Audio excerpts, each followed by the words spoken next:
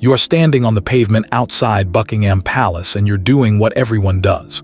You are lifting your phone. You are pretty much waiting for the sentry to look your way, or at least to face the right direction, or to do something that makes the photograph worth taking. And while you're waiting, you're leaning. Not aggressively, which not consciously. Just the natural, unconscious forward press of a person trying to get closer to something they want to see. The railing stops you. You register the way you register most urban infrastructure, as a fact of the environment, as furniture, as something that was always going to be there. You assume it is for crowd management.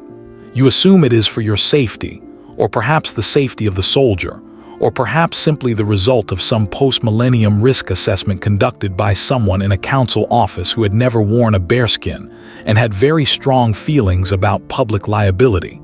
You take your photograph. You move on. You do not ask the question that the railing is actually answering. The question is this: what happens when the thing a soldier was posted to do becomes impossible to do, not because of any enemy, not because of any failure of courage or training or institutional will, but because the world around the post changed so completely that the post itself became something the world could no longer leave alone? The railing pretty much is the answer. And basically, the answer took about 200 years to arrive, and when it did, no regiment involved described it as what it was. Because what it was an admission, and admissions of that particular kind, honest, necessary, quietly devastating, aren't the sort of thing that institutions announce with a press release. They put up a fence and call it a safety measure. And they aren't wrong. They pretty much are just not finished. Start earlier. Start at the beginning of what the post actually was, before the tourists, before the television cameras, before the concept of a gap year and the Eurostar and the package holiday that deposited several million people a year onto the pavements of central London with cameras and goodwill, and absolutely no understanding of what they were looking at. The sentry post at Buckingham Palace, and before that at St. James's Palace, and before that at the various iterations of royal residence that preceded both, was not designed as a spectacle. It was designed as a deterrent.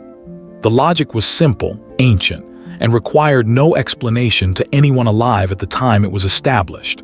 A man with a weapon, standing visibly at the entrance to a place of power, communicates something to anyone approaching that place. It communicates that approach has a cost. That the cost is immediate, that there's no negotiation required and no paperwork involved. The bearskin, which is the detail everyone remembers and almost nobody correctly understands, is part of this logic. The caps worn by the foot guards were designed to make the soldiers appear taller, not ceremonially taller. To be fair, tactically taller. A grenadier in a bearskin standing at a gate is not performing height. He is projecting it into the calculation of anyone considering whether the gate is worth rushing. The bearskin was psychological warfare conducted at a distance of 20 yards, and it worked because the person looking at it understood, without needing to be told, that the man inside it was not decorative. This understanding, shared, instinctive, requiring no signage, was the entire foundation on which the sentry post operated. The soldier didn't need to move. He didn't need to speak. His honestly presence was the argument. His weapon was the punctuation at the end of the argument. And for most of the history of the post, that was sufficient, because the people walking past him on that pavement understood what a soldier with a fixed bayonet meant, and they adjusted their behavior accordingly. That understanding didn't disappear overnight. It eroded. Plus, and the erosion happened so gradually, across such a long stretch of time, that the institution was well into the middle of the problem before it had developed any language for describing what the problem actually was. Here is what changed, and here's the order in which it changed, because the order matters. The first thing that changed was the wars. Not the fact of war. The guards had survived centuries of war without the post becoming untenable. The specific, total, industrialized nature of the wars of the 20th century and what they did to the public relationship with soldiers. After 1918, after 1945, the British public had seen enough of what soldiers actually did in actual conflicts that the symbolic soldier, The ceremonial soldier, the sentry standing at a gate with a bearskin and a fixed bayonet on a London street, began to occupy a different category in the public mind. Not a threatening category, almost the opposite, a category that contained words like tradition, heritage, pageantry, performance. The soldier at the gate became, not immediately, not consciously, but steadily and irreversibly, something you visited rather than something you avoided. The second thing that changed was television, which this is not a metaphor or a cultural observation offered in the vague way that people invoke television as a cause of everything that happened after 1950. This is specific. Plus, the changing of the guard at Buckingham Palace was filmed, broadcast, and watched by people who had never been to London, and who formed their understanding of what the guards were entirely through a screen. What a screen can't transmit is physical presence. It can't transmit the specific quality of standing 2 meters from a man with a rifle and a bayonet and understanding in your body, not your mind, what that means. Television transmitted the TBH, image, the bearskin, the red tunic, the precise marching, the extraordinary stillness. It transmitted everything basically, except the component that made the post function as a deterrent. And so the people who came to see the guards in person, having first seen them on television, came expecting a visual experience. They came expecting the image. They didn't come expecting a deterrent, because nothing in their experience of the guards had ever included deterrence. They came with cameras and children, and a reasonable expectation that what they were looking at was something between a museum exhibit and a live performance. The third thing that changed was international travel, and basically the acceleration of it through the second half of the 20th century. London became one of the most visited cities on the planet. The tourists who arrived were not, in the main, British. They didn't have even the residual cultural understanding that a British person of any generation might carry about what a soldier at a royal residence meant. They had images, they had guidebooks, they had the accumulated testimony of everyone they had ever met who had been to London and told them to go and see the guards. They came in numbers that the pavement outside Buckingham Palace was not designed to absorb, I guess, and they were enthusiastic, and they were harmless. Plus, and they were, in aggregate, a force that a fixed bayonet was entirely useless against. Before the railings, the sentry stood on the pavement, outside the gate. In the street, and between the public and the palace. Think about what that actually means in the context of what the pavement outside Buckingham Palace became in the second half of the 20th century. You have, young man, and they are young, late teens to mid-20s for the most part, which is true now and was true then, standing in a fixed position, in a heavy wool uniform in a bearskin.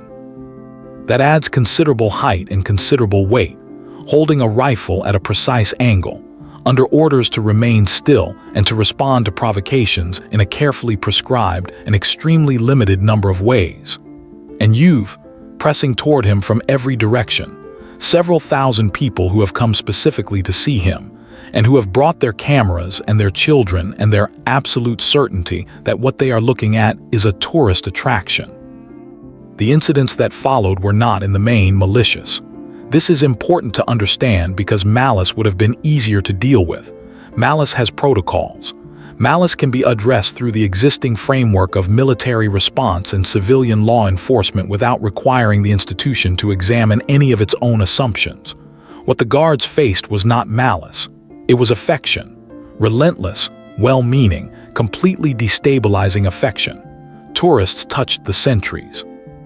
They touched the bearskins, the tunics, the rifles. They stood next to the sentries and put their arms around them for photographs.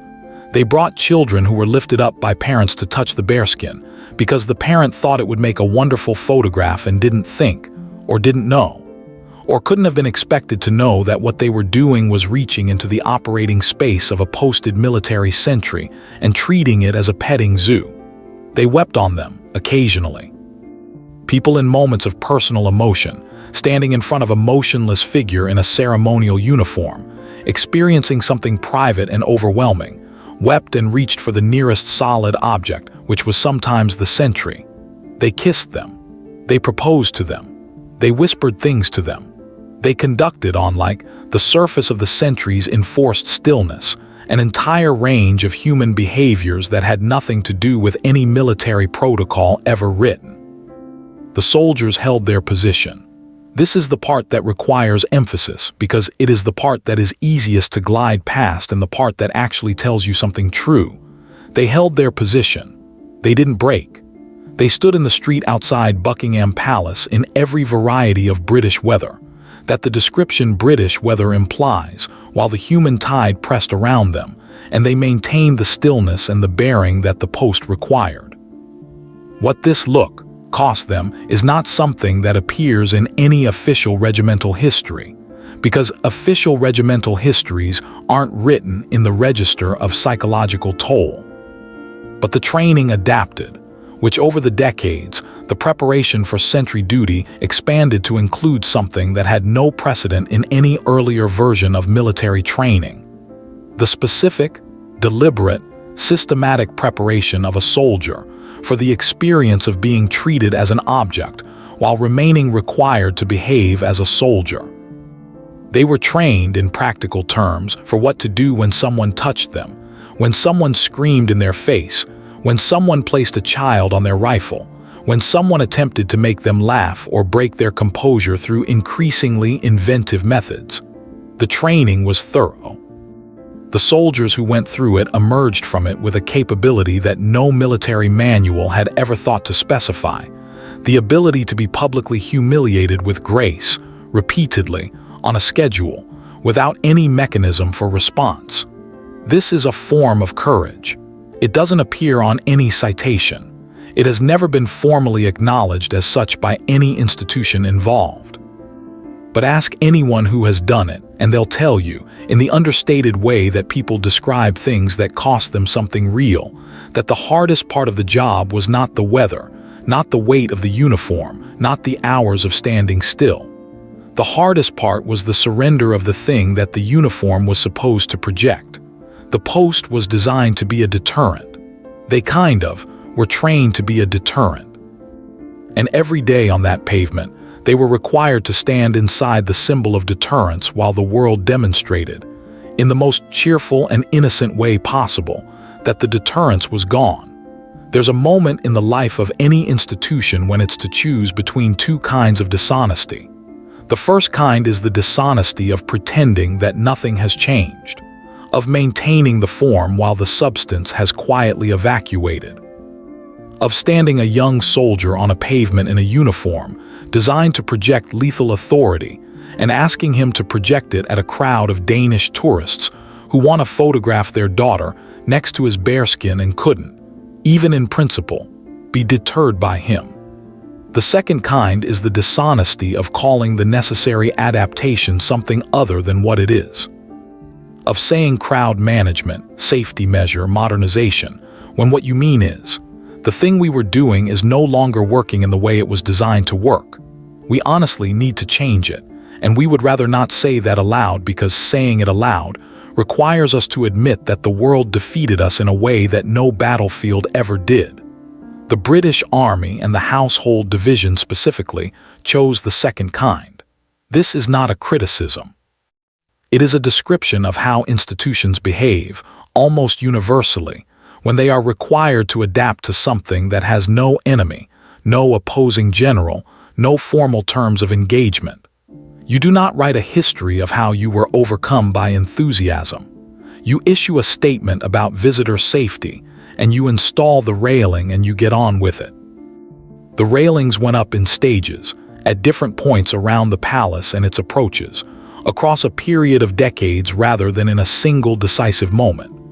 There was no announcement, and there was no press conference at which a senior officer stood up and said, "We're moving the sentries behind the fence because the fence is now the deterrent, and the sentries are now the thing the fence is deterring people from reaching." There was practical language about crowd flow and ceremonial integrity and the requirements of modern security. All of it was true. None of it was the whole story. The whole story was that the railing was the honest solution to a problem that the institution had been refusing to name for the better part of 50 years. The railing said, in the plain language of physical infrastructure, what no regimental history would ever write in plain prose. The post has changed. The sentry well is no longer between the public and the palace. The sentry is behind the boundary that is actually doing the work the sentry used to do. The sentry is still here. The sentry still matters, but the sentry alone in the street with a bayonet is no longer sufficient for the conditions that now exist on this pavement. Saying I think that, in steel and concrete rather than in words, was the honest thing. It was also, for any regiment with 400 years of institutional memory, an extremely difficult thing. The regiments involved are worth naming because they aren't interchangeable and because the specificity matters. The foot guards who provide the sentries at Buckingham Palace and the other royal residences belong to 5 regiments. The Grenadier Guards, the Coldstream Guards, the Scots Guards, the Irish Guards, and the Welsh Guards. Each has its own history, its own distinctions, its own very particular sense of identity that stretches back in some cases to the English Civil War, and in others to the early 20th century. They are distinct from each other in ways that are invisible to most outside observers and absolutely fundamental to the men inside them. The Grenadier Guards, the senior regiment, carry with them an institutional memory. That includes Waterloo, the Crimea, the Somme, the defense of Dunkirk, and operations across every theater of the 20th century's wars. When a Grenadier Guardsman stands at the post outside Buckingham Palace, he's standing inside a line of institutional continuity that runs directly back to the regiment that Charles II formed in exile in 1656. He knows this, which the regiment ensures that he knows this. The Coldstream Guards are older still, by their own reckoning. They trace continuous service to 1650, making them the oldest regiment in the regular British Army still serving in their original role. The dispute about precedence between the Grenadiers and the Coldstream is one of the most sustained, gentlemanly, and deeply felt institutional arguments in the history of British military life. It has been running for approximately 370 years. It shows no sign of resolution. Both sides pretty much consider this appropriate, which each of these regiments, when they rotate their soldiers through sentry duty at the palace, is sending a representative of a specific, distinguished, meticulously maintained lineage to stand at a post that has been held continuously, in one form or another, since the monarchy was restored. The soldier is not just a soldier, and he is a point in a line. And the line matters in a way that is nearly impossible to explain to someone who hasn't been inside one of these institutions, and perfectly obvious to anyone who has. This is relevant to the railing, because the railing was not just a physical change to the configuration of the post. It was a change to the symbolic position of the line. When the sentry stood in the street, the line was drawn at the sentry's body. The soldier was the boundary. He was the last thing between approach and palace, and his presence in that position was a direct, unbroken expression of the same function the post had served since its establishment. When the sentry, moved behind the railing, the line moved with him. And for what it's worth, the railing now occupied the boundary position, the point of deterrence, the thing that actually stopped the crowd from advancing was a piece of metal installed by a contractor, replaceable, impersonal, indifferent to institutional memory. The regiments understood this. They understood it in the way that people understand things they haven't yet found words for. The railing was necessary. The railing was correct. The railing made the job sustainable in conditions that had made it in the old configuration, something between ordeal and performance. And still, the railing was the fence. And they were behind it. And that was not the position the post was designed for. Here is what, in my opinion, is not often said about the soldiers who held the exposed position through the decades when it was still exposed. They were young. This point can't be made often enough because it is the point that contextualizes everything else. The sentries standing, on the pavement outside Buckingham Palace while tourists pressed around them and treated their uniform as a backdrop for family photographs were, in the main, 18, 19, 20 years old. They had come through some of the most demanding military training in the world. They had been selected, assessed, physically and psychologically tested, fitted into a regiment with centuries of accumulated identity, and handed a rifle and a post.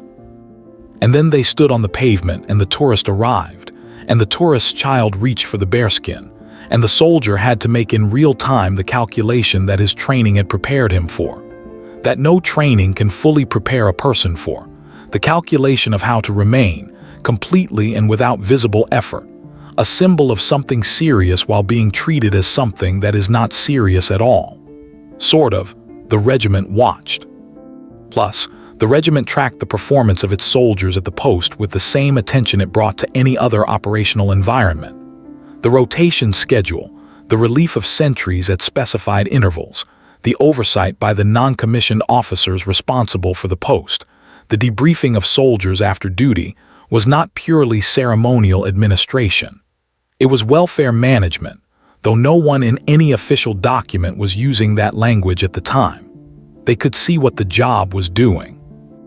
They managed it within the constraints of institutional culture, which meant they managed it without much public acknowledgement that there was anything to manage. You didn't, in the context of these regiments, in this period, make much of the psychological difficulty of ceremonial duty. You didn't request accommodation. You bore it. You bore it with the same composure that the post required, which meant that the bearing of it was invisible, which meant that no one outside the regiment had any reliable way of knowing how much bearing was being done. The soldiers who came through this period and who will speak about it now, in retirement, with the temporal distance that makes honesty easier, describe it in the careful language of people who were raised to understate. They say things like, "It was a different kind of difficult." They say things like, "You had to find another way to think about what you were doing." They say things like, "The hardest days were the ones when someone was particularly," and then they pause and choose a word that is not the word they first thought of, persistent. What they are describing in this careful language is the specific experience of standing inside a symbol whose meaning has become illegible to the people looking at it. The bearskin still projected height. The tunic was still immaculate. Plus, the rifle was still at the correct angle. Everything that could be controlled was controlled. And none of it was doing the thing it was designed to do because the people looking at it were not reading the symbol. They were taking a photograph of it. That gap basically between what the uniform meant and what the observer understood it to mean was the thing the railing eventually closed. I mean, not perfectly, not completely, but structurally. The railing gave, the symbol back its distance. And distance, it turned out, was what the symbol had always required to function. Here is what you now know that you didn't know when you walked up to that fence and lifted your phone. You know that the railings outside Buckingham Palace aren't primarily a crowd safety measure, though they function as one. They are the physical record of a negotiation between an ancient institution and a world that changed faster than the institution's protocols could follow. You know, I mean, that the sentry originally stood in the street, outside the gate, between the public and the palace, not as a performer but as a deterrent. A man with a weapon in a visible position, projecting the specific message that has no text but that every culture in the history of organized violence has understood. Approach has a cost. You know that this message stopped working not because the soldiers became less capable of projecting it, but because the audience stopped being able to read it. I think tourists who arrived in their millions after the war, after television, after the package holiday democratized access to central London, came carrying an image of the guards that contained none of the deterrence component. They came expecting to see something beautiful and old and distinctly British. They came expecting a performance, and the post, which was never a performance, had no protocol for that. You honestly know that before the railings, soldiers held that exposed position through decades of increasingly intrusive public contact, and that they held it with a composure that required something the regiment had no name for and no citation system to honor: the capacity to stand at the center of your own reduction and not be reduced. You know that the decision to move the sentries behind the railings was framed in the language of modernization and safety, because those things were true, and because the other thing that was also true, that the original position had become untenable in a way that no military threat had ever made it untenable, was not the kind of thing you write in a press release. You know that the 5 regiments of foot guards who rotate through the post carry institutional memories that predate the palace itself, and that for each of them, the railing represented not just a change to the physical configuration of a ceremonial duty, but a change to the symbolic position of the line that each regiment understands itself to be holding, continuously, without interruption, in the name of a continuity that is the closest thing these institutions have to a sacred object.